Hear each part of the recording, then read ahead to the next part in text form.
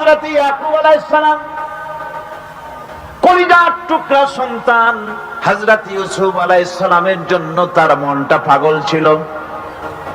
এত সুন্দর করে আল্লাহ তারে বানাইছিলেন, এত তিনি ছিলেন সৌন্দর্যের পিরামিড, যারা দেখলে চোখ ফিরানো যায় না, এমন সুন্দর সুপুরুষ যারা দেখি সেই যুগে সুন্দরী যুবতী মেয়েরা রূপের মোহে পড়ে নিজেদের আঙ্গুলগুলি কেটে ফেলে দিয়েছিল। রূপের মোহে এমন অবশ হয়ে গেছে, আঙ্গুল কেটেছে, হাত কেটেছে, টের পায় নাই। আবার ভুল বুঝবেন না, দুনিয়ার সেরা সুন্দর পুরুষ ইউসুফ আলাইহিস সালাম তা কিন্তু রাসূলের চাইতে বেশি নয়। হযরত উম্মুল মুমিনিন আয়েশা রাদিয়াল্লাহু তাআলা আনহা তিনি বলেছেন, যেই সব সুন্দরী রমণীরা ইউসুফ আলাইহিস সালামকে দেখে রূপের মোহে পড়ে নিজেদের আঙ্গুলগুলো কেটে ফেলেছিল, ওরা যদি আমার হাবিবকে দেখতো, ওরা যদি আল্লাহ রাসূলকে দেখতো, তাহলে হাত কাটতে কাটতে কোন ফাঁকে যে কলিজা কেটে ফেলে দিত ওরা টের পেত না। আবার বন্ধুগণ, হযরত আইয়ুব আলাইহিস সালাম সন্তানের মায়া, অন্যান্য ভাইরা হিংসায় পড়ে গেল, তারা নিয়ে তাকে কুয়ায় ফেলে দিল। সেখান থেকে তারা একটা ছাগল বা কোন পশু জবাহ করে তার রক্ত মাখাইয়া জামা এনে হাজির করে দিল। হযরত আইয়ুব ইয়াকুব আলাইহিস সালামের সামনে যে তারে নিয়ে খেলা করতে গিয়েছিলাম, আমরা খেলায় লিপ্ত ছিলাম, বাগে খেয়ে ফেলাইছে। এগুলি কি গপ্প? এগুলি কি কোরআন? আল্লাহ পাক শোনাচ্ছেন, বিশ্ববাসীকে শোনাইছেন। সূরা ইউসুফের চাইতে এত সুন্দর উপাখ্যান গোটা পৃথিবীতে আর নাই। সুবহানাল্লাহ। অনেকে ইউসুফ জুলাইখার কিসসা খুব মজা করে পড়ে, ফুর্তি করে, প্রেমের গল্প পড়ে। এটা কোনো প্রেমের গল্প নয়। ইউসুফ আলাইহিস সালাম জুলাইখা ইউসুফ আলাইহিস সালামের জন্য কাঁদতে কাঁদতে চোখ কানা হয়ে গেছে। এরপর ইউসুফ আলাইহিস সালাম জুলাইখারে পাওয়ার জন্য পাগল হয়ে গেছে। নাউজুবিল্লাহ, এটা হয়নি কখনো। তিনি আল্লাহর পয়গম্বর, আর আল্লাহ কেমনে তারে বাঁচিয়েছেন? যখন জুলাইখা ঘরের ভিতরে সুন্দর করে যৌন উন্মাদনামূলক চিত্র অঙ্কিত করে ঘরের মধ্যে আটকায় দিয়েছে, তালা লাগায় দিয়েছে, আর নিজে যৌন উদ্দীপক কাপড় চোপড় পরেছে না পরার মতোই। সে যুগের সুন্দরী মেয়ে জুলাইখা, তার কুপ্রবৃত্তিকে চরিতার্থ করার জন্য আহ্বান করা হয়েছে। হযরত ইউসুফ আলাইহিস সালাম লক্ষ্য করে দেখলেন এমন জায়গা, এখান থেকে পালাবার তো পথ নাই, দরজা বন্ধ করে দিয়েছে। তিনি শুধু তখন কেবলমাত্র আল্লাহ রাব্বুল আলামিনকে ভয় করলেন। আল্লাহকে ভয় করে আল্লাহর নাম নিয়ে যখন তালাবদ্ধ দরজার দিকে দৌড় দিয়েছেন, আল্লাহ রাব্বুল আলামিন আপন কুদরতে তালাগুলি খুলে দরজা তার জন্য উন্মুক্ত করে দিলেন। ইউসুফ আলাইহিস সালামকে ফালাই দিয়ে এভাবে করে কাপড় এনে দিল তার সামনে। রক্তমাখা কাপড় পেয়ে হযরত ইয়াকুব আলাইহিস সালাম সন্তানদের মুখে কাহিনী শুনে তিনি কি বললেন? কোরআনে কারীম তা কোট করেছে। তিনি চিক দিলেন না, ফাল দিলেন না, ফিট হয়ে পড়লেন না। তিনি বললেন, কলিজার টুকরা সন্তান তার মরার খবর শুনেছেন। তিনি বললেন কি? ফাসাবরুন জামিলুন ওয়াল্লাহুল মুস্তাআনু আলা মা তাসিফুন। আমি উত্তম সবর অবলম্বন করব। তোমরা যে কাহিনী রচনা করেছো এর বেলায় আমি আল্লাহর কাছে সাহায্য চাই। আমি উত্তম সবর অবলম্বন করব। আমার ভাইয়েরা, 11 ভাই মনে করেছিল ইউসুফ আলাইহিস সালামকে মরণ কুয়ায় ফালায় দিছি, তারা তো ঠিক পায় নাই এটা মরণ কুয়া না, এটা হচ্ছে একটা সুড়ঙ্গ, যাকে ইংরেজিতে বলে টানেল। এটা এমন একটা সুড়ঙ্গ, ওরা মনে করেছে মরণ কুয়া, কিন্তু আল্লাহ রাব্বুল আলামিন এই কুয়াতে এমন বানালেন, ওরা একদিকে ফালায় দিল মরণ কুয়ায়, এই কুয়ার আরেক মুখ দিয়া আল্লাহ রাব্বুল আলামিন ইউসুফ আলাইহিস সালামকে নিয়ে মিশরের সিংহাসনে বসায়া দিলেন। এটা মরণ কুয়া নয়, এটা রাজ সিংহাসনে বসার সুড়ঙ্গ পথ। ইউসুফ আলাইহিস সালাম আজ প্রেসিডেন্ট, সুবহানাল্লাহ, প্রেসিডেন্ট হয়ে বসে আছেন। ওদিকে কেনানে অভাব লেগে গেছে, সেখানকার মানুষেরা সাহায্য নিতে এসেছে, ওই 11 ভাইও আসছে। হযরত ইউসুফ আলাইহিস সালাম দেখেই চিনে ফেলেছে, ওরা কিন্তু তখনও ঠিক পায় নাই।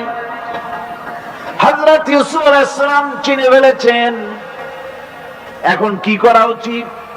সবগুলাকে ঠ্যাং উপরের দিকে উঠাইয়া তারপরে সমানে ধোলাই দেওয়াইতেও স্বাভাবিক ছিল, আমাদের মতো মানুষ হইলে, ঠিক কিনা?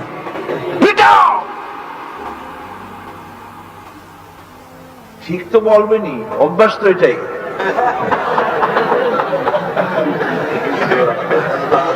হযরত ইউসুফ আলাইহিস সালাম তাদের সামনে পরিচয় দিলেন। তারা যখন বুঝতে পারল, লজ্জায় তাদের মাথা হেট হয়ে গেল। হযরত তার এক তো লজ্জা, আর 2 নম্বরের ভয়, জান নিয়া কেনানে কেউ ফিরে যাইতে পারবো না। এখন অবস্থা হয়েছে যে জীবনই যায় নাকি এখানে। হযরত ইউসুফ আলাইহিস সালাম ভাইদের এই করুণ দুরবস্থা বুঝতে পারলেন, বুঝে চরম ধৈর্য ধরে তিনি কি বললেন? তিনি বললেন, লা তাসরিবা আলাইকুমুল ইয়াউম। ও ভাইরা, তোমাদের বিরুদ্ধে আমার কোনো ক্ষোভ নাই, দুঃখ নাই, বিদ্বেষ নাই, হিংসা নাই, আল্লাহর রাস্তায় মাফ করে দিলাম।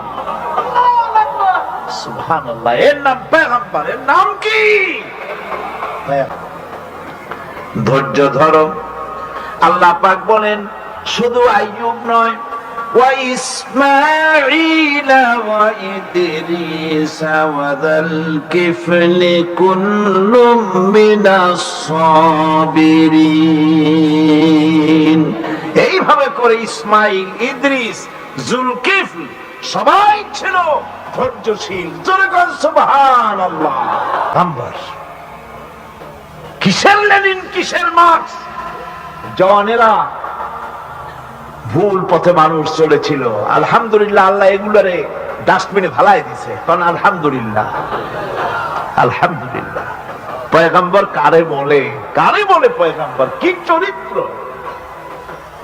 রাসূল করিম সাল্লাল্লাহু আলাইহি ওয়াসাল্লাম, তাকে একজন সাহাবী বলছিলেন, হুজুর বলছেন এই কামটা করলা না কেন?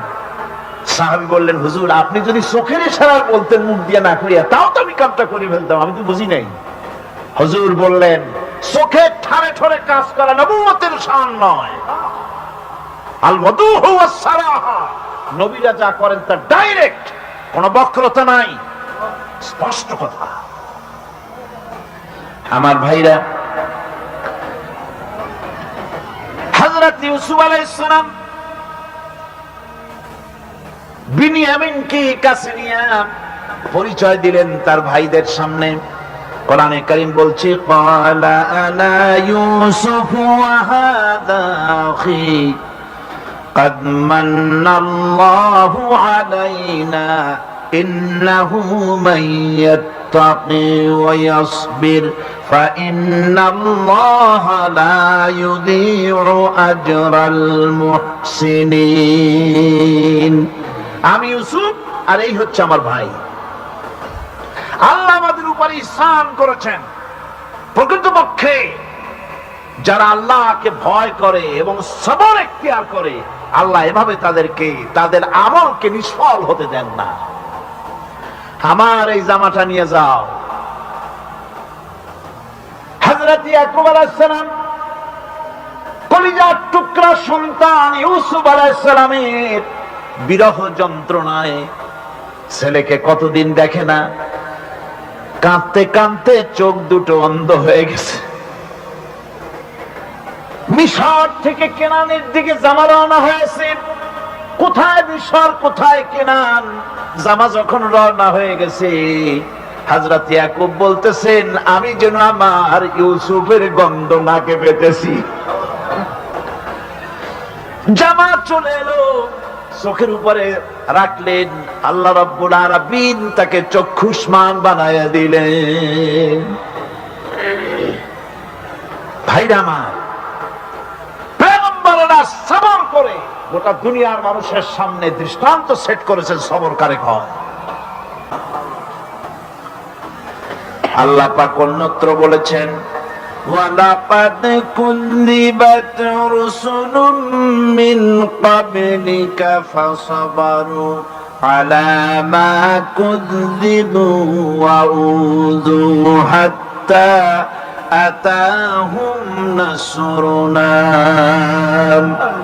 হে মুহাম্মদ সাল্লাল্লাহু আলাইহি সাল্লাম, আপনার পূর্বে অসংখ্য নবী রাসূল এই পৃথিবীতে আসছে এবং জুলুম আর নির্যাতনের শিকার তারা হয়েছেন।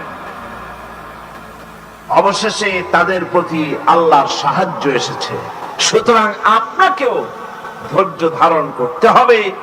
ধৈর্য ছাড়া কোনো পথ নাই। ধৈর্য আপনাকে ধারণ করতেই হবে। আর এই ধৈর্য ধারণ করলে পরে আল্লাহর চূড়ান্ত ফয়সালা আসবে, তখন আল্লাহ পাক মেহেরবানি করবেন। আমার ভাইরা, এই ধৈর্য পৃথিবীর সমস্ত পয়গম্বররা ধৈর্য অবলম্বন করেছেন, কখনো অধৈর্য হন নাই। দিন কায়েমের সংগ্রামে নবী রাসূলগণ দারুণ ভাবে সবর ইখতিয়ার করেছেন।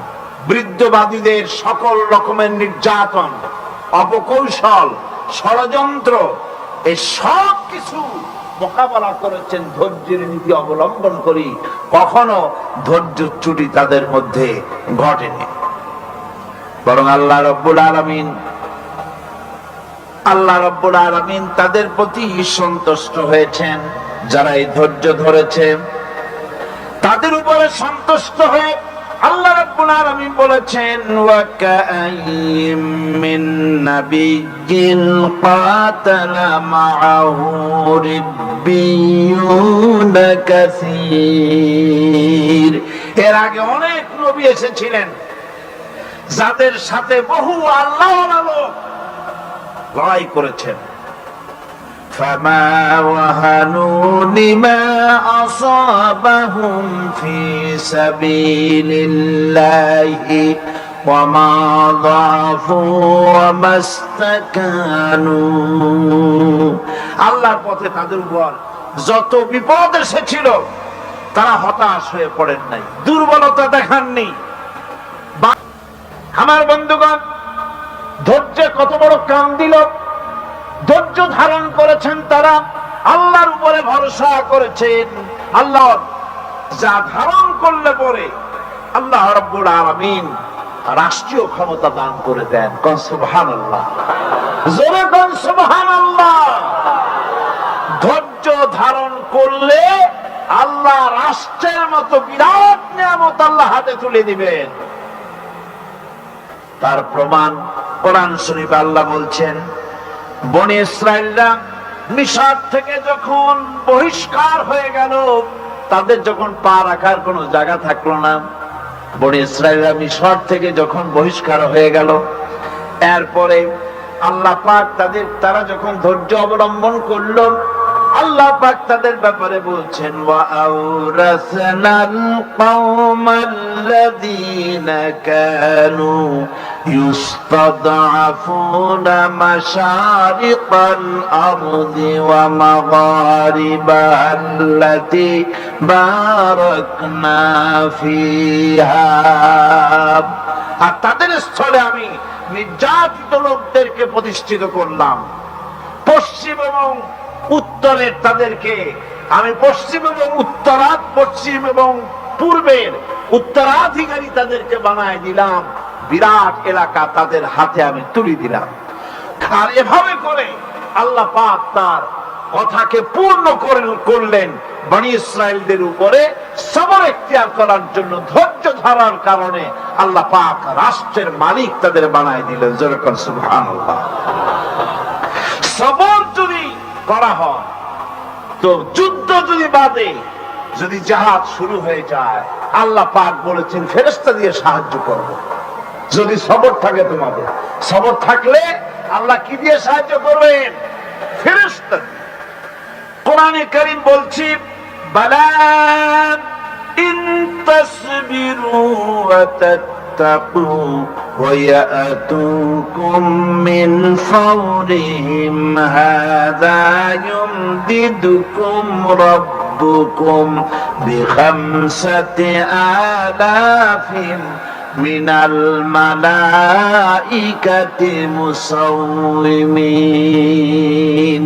হ্যাঁ, তোমরা যদি ধৈর্য অবলম্বন করো আর আল্লাহকে ভয় করে চলো, তাহলে এক্ষুনি আল্লাহ রাব্বুল আলামিন তোমাদের জন্য কাতারে কাতারে শৃঙ্খলাবদ্ধ ৫,০০০ ফেরেশতা দিয়ে তোমাদেরকে সাহায্য করবেন। সুবহানাল্লাহ। তোমাদেরকে ফেরেশতা দিয়ে সাহায্য করা হবে। তোমরা যদি সবর ইখতিয়ার করো, তাহলে সংখ্যা যদি কম হয়, বেশি সংখ্যার উপরে জয়ী করে দেবে। ইয়াকুম মিনকুম ২০ সাবিরুনা ইয়াগলিবু মিআতাইন। যদি তোমাদের ভিতরে ধৈর্যশীল ২০ জন হয়, আমি ২০০ কাফেরের বিরুদ্ধে তোমাদেরকে জয়ী করে দেব। সুবহানাল্লাহ। আর বিপদ আর মুসিবতে যারা ধৈর্য ধরে, তাদের জন্য আল্লাহর পক্ষ থেকে সুসংবাদ। সুসংবাদ কাদের জন্য? ধৈর্যধারীদের জন্য। কোরআনে কারীম বলছেন ওয়াবাশশিরিস সাবিরিনাল্লাযীনা ইযা আসাবাতহুম মুসিবাতুন ক্বালু ইন্না লিল্লাহি ওয়া ইন্না ইলাইহি রাজিউন।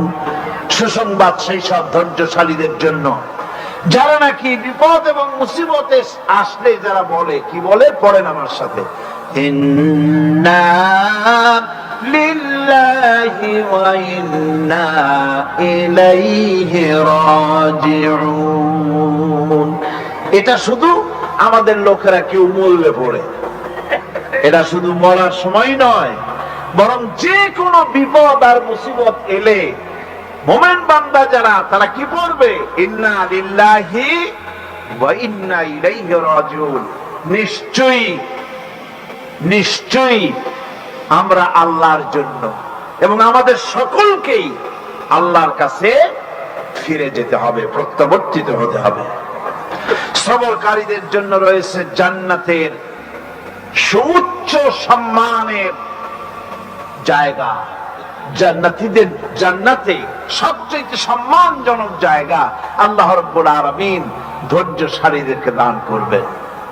কোরআনে কারীম বলছে উলাইকা ইউজসাউনাল গুরফাতা বিমা সাবারু ওয়া ইউলাক্কাউনা ফিহা তাহিয়াতাও ওয়া সালামা। এরা হলো সেই সব লোক যাদেরকে প্রদান করা হবে বেহেশতের সুউচ্চ মঞ্জিল, কারণ তারা সবর ইখতিয়ার করেছিল, তারা সবর করছিল, এই জন্য বেহেশতের সবচেয়ে ভালো জায়গা তাদের দেওয়া হবে। কোন আলহামদুলিল্লাহ, জোরে কোন আলহামদুলিল্লাহ। আল্লাহ রাব্বুল আলামিন বলেন ইন্নাল মুসলিমিনা ওয়াল মুসলিমাতি ওয়াল মুমিনিনা ওয়াল মুমিনাত। নিশ্চয়ই মুসলমান পুরুষ, মুসলমান নারী, মুমিন পুরুষ, মুমিন নারী, والقانتين والقانتات আর অনুগত পুরুষ আর অনুগত নারী والصادقين والصادقات সত্যবাদী পুরুষ আর সত্যবাদী নারী والصابرين والصابرات ধৈর্যশীল পুরুষ আর ধৈর্যশীল নারী والخاشعين والخاشعات বিনীত পুরুষ আর বিনীত নারী والمتصدقين والمتصدقات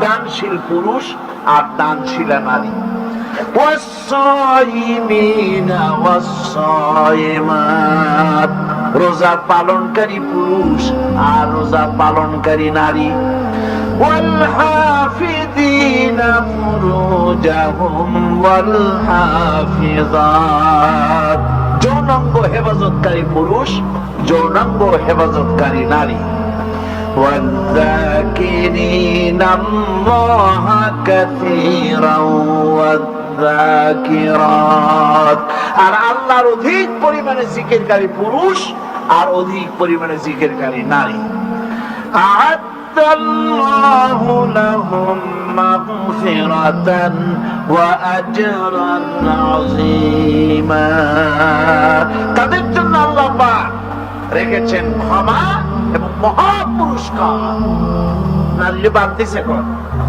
নারী বাদ আছে কোন জায়গায় বাদ নাই পুরুষ হজ করলে সওয়াব বেশি নারী হজ করলে সওয়াব কম পুরুষ হজ তাহাজ্জুদ পড়লে সওয়াব বেশি নারী তাহাজ্জুদ পড়লে সওয়াব কম আছে নাকি এরকম আছে এরকম নাই পুরুষের পাশাপাশি নারীকে আল্লাহ পাক দান করিয়েছেন আমলের দিক থেকে নারী এবং পুরুষের আমলের মধ্যে কোনো পার্থক্য নাই আল্লাহ পাকের কথা শোনাচ্ছি মন গড়া কথা বলবোই না আলহামদুলিল্লাহ যা বলি দলিল ভিত্তিক বলতে চেষ্টা করি নারী আর পুরুষের আমলের মধ্যে আল্লাহর কাছে কোনো পার্থক্য নাই আল্লাহ পাক কোরআনে কারীমের মধ্যে বলছেন মান আমিলা সালিহান মিন যাকারিন আও উনসা وهو مؤمن فلنحيينه حياة طيبة ولنجزينهم أجرهم بأحسن ما كانوا يعملون পুরুষ আর নারীর মধ্যে যারা ঈমানদার অবস্থায় সৎ কাজ করে তাদেরকে আমি কল্যাণমূলক জীবন দেই হায়াত দেই সুন্দর জীবন তাদেরকে আমি দান করি আর তাদের জন্য রয়েছে শ্রেষ্ঠতম পুরস্কার মুমিন পুরুষ হোক আর নারী হোক তাদের আমলের জন্য উত্তম পুরস্কার সমান পুরস্কার আল্লাহ পাক তাদেরকে দান করবে আর জান্নাত নারী এবং পুরুষ উভয়ের জন্য বেহেশতে পুরুষরা যাবে আর মেয়ে লোকেরা বুঝি বেহেশতে যাবে না কি কন কোরআনে কারীম আল্লাহ পাক বলেন ওয়ামান আমিলা সালিহাম মিন যাকারিন আও উনসা ওয়া হুয়া মুমিনুন ফাউলাইকা ইয়াদখুলুনাল জান্নাহ বেহেশতের মধ্যে যারা নাকি নেক আমল করবে ভালো কাজ করবে তারা পুরুষ হোক আর নারী হোক মুমিন অবস্থায় যারাই ভালো কাজ করবে পুরুষ আর নারী উভয়কে আল্লাহ রাব্বুল আলামিন জান্নাত দান করবেন কি দেবেন আজ কথা উঠেছে জান্নাত তো দেবে কিন্তু মেয়ে লোকেরা তো হুর পাবে না পুরুষেরা জনমের মতো হুর পাবে মেয়ে লোকে পাবে নাকি এরকম একটা কথা উঠেছে বেহেশতের মধ্যে পুরুষরা হুর পাবে আর নারীরা কিছু পাবে না এরকম কথা আছে নাকি কোরআন শরীফ কোথাও আছে কোথাও এখন অভিধানের দিকে ফিরে যান অভিধানে বলা হচ্ছে আরবি অভিধানে হুর শব্দের অর্থ হচ্ছে সাথী ফুল শব্দের অর্থ কি? সাথী। এই সাথী শুধু পুরুষে পাবে, মেয়ে লোকে পাবে না, এমন কথা তো পার্থক্য কোরআনে করা হয় নাই। কোরআন শরীফে বলা হয়েছে যারা বেহেশতি তাদেরকে হুর দেওয়া হবে, সেখানে একথা বলা হয় না যে পুরুষদের দেওয়া হবে মেয়েদের দেওয়া হবে না। সুতরাং প্রত্যেকেই পুরুষেও এবং নারীতেও যে ধরনের প্রয়োজন সেই ধরনের প্রয়োজন মিটাবার জন্য আল্লাহ রাব্বুল আলামিন হুর সমানভাবে দিবেন। এরাও পাবে তারাও পাবে, আলহামদুলিল্লাহ। সেখানে কোনো কষ্ট থাকবে না, সেখানে মানুষের কোনো কষ্ট থাকবে? কোনো কষ্ট থাকবে না, কারো কোনো চিন্তা থাকবে না, দুঃখ থাকবে না। মিম্মা ইয়াশতাহুন, যা দিল চাইবে তাই পাবে। এই ওয়াজ শুনে একজনে বলছিল, হুজুর যা মন চাইবে তাই যদি পাওয়া যায়, আমার তো হুক্কা খাওয়ার দারুণ অভ্যাস, তা আমি কি বেহেশতে গেলে হুক্কা পাবো? পীর সাহেব বলছেন, দেখো তুমি যদি বেহেশতে যাইয়া হুক্কা চাও, আল্লাহ যখন ওয়াদা করছে মিম্মা ইয়াশতাহুন, হুক্কা তো তোমার দেওয়াই লাগবে। কিন্তু মনে রাখো, জান্নাতের এত সব নিয়ামত থুইয়া পচা হুক্কার কথা তোমার মনে উঠবে না। অবশ্যই ভালো ভালো জিনিস আল্লাহ রেখেছেন এবং মানুষ প্রাণ ভরে সেই নিয়ামত ভোগ করবে। কাজী নারীর জন্য হুট থাকবে, তার সাথী আল্লাহ তাকে মিলাই দিবেন জান্নাতের মধ্যে। স্বামী যদি যায় জান্নাতে, স্বামী মিলাই দিবেন। স্বামী যদি না যায়, আল্লাহ তার উত্তম সাথী মিলাই যাবে, স্বামীর কথা ভুলিয়ে যাবে। আর পুরুষের জন্য হুট থাকবে। সুতরাং হুর জাতীয় জটিলতা এবং হুর নিয়ে চিন্তা করে এভাবে বিভেদ সৃষ্টি করার কোন মানে নাই। এক শ্রেণীর বর্তমান যুগের কবি, সাহিত্যিক, বুদ্ধিজীবী, তারা নারী এবং পুরুষের অধিকার আদায়ের নামে পরস্পরের বিরুদ্ধে যুদ্ধ ঘোষণা করেছে। নারীদেরকে বলা হচ্ছে কিসের বর কিসের ঘর, তারপর কি যা মনে লয় তাই কর, এই হলো স্লোগান। নারী নারী সব কিছুই করতে পারি, আমার দেহ আমার মন, সিদ্ধান্ত আমার, এই জাতীয় স্লোগান ঢাকায় দিয়েছে। এনজিওরা এদেরকে ময়দানে নামাইছে। ওই যে কালকে এনজিওদের কথা বলেছে, এই এনজিওরা অনেক বেড়েছে। তারা এখন মেয়েদেরকে রাস্তায় নামাইছে, তাদের অধিকারের নামে, ফতোয়াবাজির নামে, মিথ্যে কথা বলে তারা ময়দানে নামাইছে এই মেয়েদেরকে। সুতরাং এনজিওরা, গভর্নমেন্ট যদি এনজিওদেরকে না সামলায়, আমি গতকালও বলেছি সব এনজিও খারাপ, তা কিন্তু ঠিক না, বহু এনজিও ভালো কাজ করতেছে। শোনেন, আল্লাহ রাব্বুল আলামিন বলেন, ওয়াল মুমিনুনা ওয়াল মুমিনাতি বা'দুহুম আউলিয়াউ বা'দ ইয়া'মুরুনা বিল মা'রুফি ওয়া ইয়ানহাউনা আনিল মুনকার। আল্লাহ পাক বলেন, মুমিন পুরুষ আর মুমিন নারী পরস্পরের বন্ধু স্বরূপ। জোরে কোন সুবহানাল্লাহ। তারা পরস্পরের বন্ধু, একে অপরকে তারা সম্মিলিত ভাবে ভালো কাজের আদেশ করবে, অন্যায় কাজ থেকে মানুষকে ফিরায় রাখবে, নামাজ প্রতিষ্ঠা করবে, যাকাত আদায় করবে এবং আল্লাহ রাসূলের আনুগত্য করবে।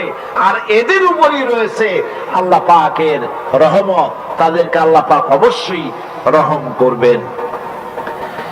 ইসলাম মানব জাতি যেসব অধিকার প্রদান করেছে, তাতে নারী এবং পুরুষ সকলে সমান অধিকার ভোগ করবে, কারো অধিকারকে কম করে দেখানো হয় নাই। 1400 বছর পূর্বে নারীর অধিকার আদায় করে দেওয়া হয়েছে এবং বলা হয়েছে নারী এবং পুরুষ একই সত্তা থেকে এসেছে। কোরআনে কারীম বলছে, ইয়া আইয়ুহান নাস ইত্তাকু রাব্বাকুমুল